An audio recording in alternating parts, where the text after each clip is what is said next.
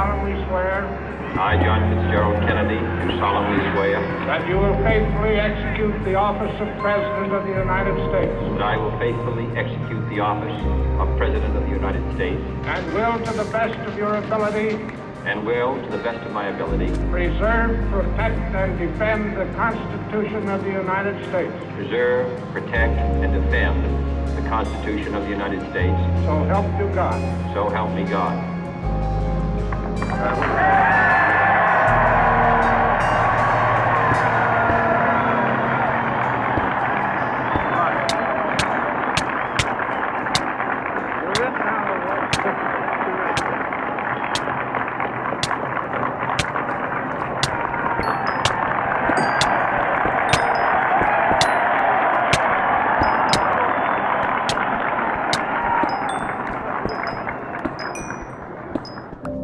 Vice President Johnson, Mr. Speaker, Mr. Chief Justice, President Eisenhower, Vice President Nixon, President Truman, Reverend clergy, fellow citizens.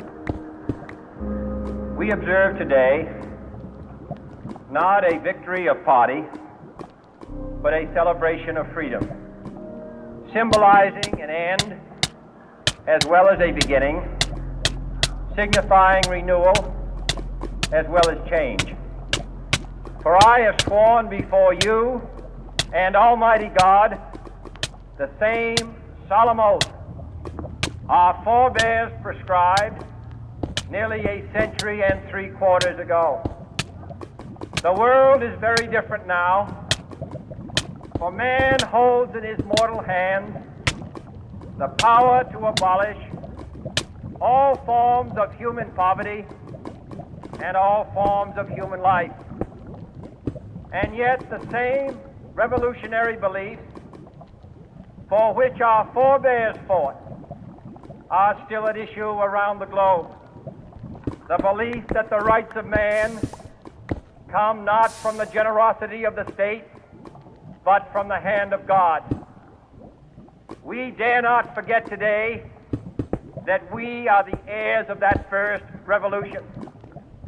Let the word go forth from this time and place to friend and foe alike that the torch has been passed to a new generation of Americans born in this century, tempered by war, disciplined by a hard and bitter peace, proud of our ancient heritage, and unwilling to witness or permit the slow undoing of those human rights to which this nation has always been committed and to which we are committed today at home and around the world.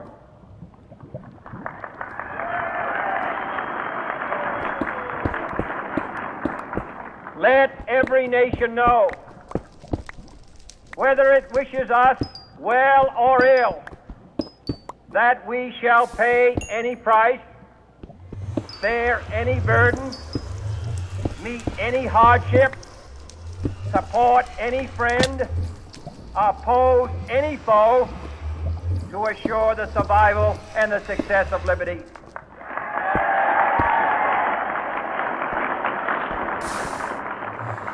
This much we pledge and more. To those old allies whose cultural and spiritual origins we share, we pledge the loyalty of faithful friends.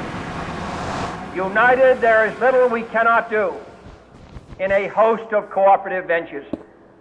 Divided, there is little we can do, for we dare not meet a powerful challenge at odds and split asunder. To those new states whom we welcome to the ranks of the free, we pledge our word that one form of colonial control shall not have passed away, merely to be replaced by a far more iron tyranny. We shall not always expect to find them supporting our view, but we shall always hope to find them strongly supporting their own freedom. and to remember that in the past, those who foolishly sought power by riding the back of the tiger ended up inside.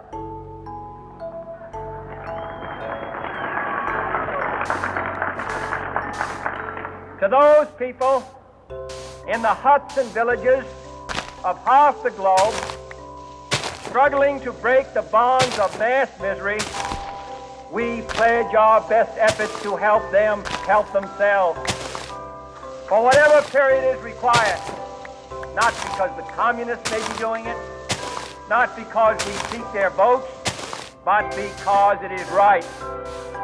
If a free society cannot help the many who are poor, it cannot save the few who are rich.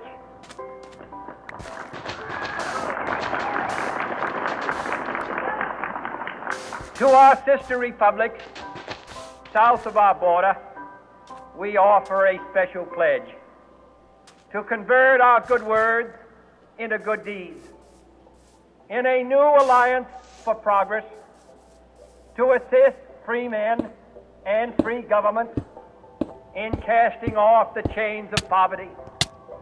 But this peaceful revolution of hope cannot become the prey of hostile powers.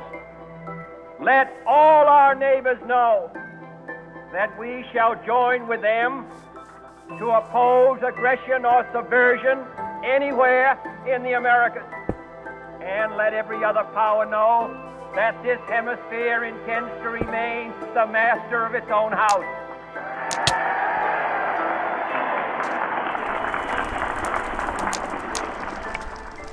To that World Assembly of Sovereign States, the United Nations, our last best hope, in an age where the instruments of war have far outpaced the instruments of peace, we renew our pledge of support to prevent it from becoming merely a forum for invective, to strengthen its shield of the new and the weak, and to enlarge the area in which its writ may run. Finally, to those nations who would make themselves our adversary, we offer not a pledge, but a request that both sides begin anew the quest for peace. Before the dark powers of destruction, unleashed by science, engulf all humanity in planned or accidental self-destruction, we dare not tempt them with weakness, for only when our arms are sufficient beyond doubt can we be certain beyond doubt that they will never be employed. But neither can two great and powerful groups of nations take comfort from our present course, both sides overburdened by the cost of modern weapons, both rightly alarmed by the steady spread of the deadly atom, yet both racing to alter that uncertain balance of terror that stays the hand of mankind's final war. So let us begin anew, remembering on both sides that civility is not a sign of weakness,